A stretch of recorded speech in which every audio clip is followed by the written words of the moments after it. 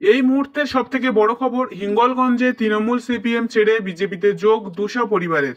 ভোটের মুখে ভাঙন শাসক দলে। হিঙ্গলগঞ্জের যোগেশগঞ্জ এলাকায় তৃণমূল এবং সিপিএম ছেড়ে বিজেপিতে যোগ দিল প্রায় 200 পরিবার। বৃহস্পতিবার বসিরহাটের পদ্মপ্রার্থী রেখা পাত্রের হাত থেকে বিজেপির পতাকা তুলে নেন এই পরিবারগুলির সদস্যরা।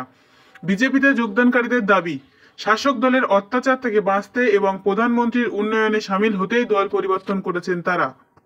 অন্যদিকে বিজেপি প্রার্থী রেখা জানিয়েছেন, তৃণমূল এবং সিপিএম এর হাতে অত্যাচারিত হওয়ার কারণেই বিজেপিতে যোগদান করেছেন তারা। রেখার কথায়, আজকে তৃণমূল এবং সিপিএম থেকে বিজেপিতে যোগদান করেছেন অনেকে। ওদের উপর যা অত্যাচার হয়েছে তাতে ওরা অপেক্ষায় ছিলেন এই দল থেকে কখন মুক্তি পাবে।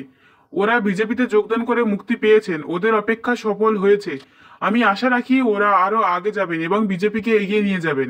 সিপিএম এবং তৃণমূলের ভয়ে কাজ করতে পারছিলেন না, আজ সুযোগ পেয়েছেন, সুযোগের ব্যবহার করে দেখাবেন।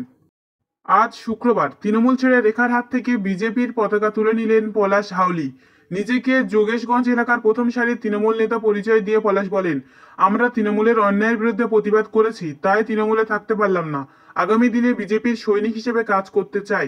মানুষ দুর্নীতির আবহ থেকে মুক্তি পেতে চাইছে, তাই আমরা সকলে মিলে আন্দোলনে নেমেছি এবং বিজেপিতে যোগদান করেছি।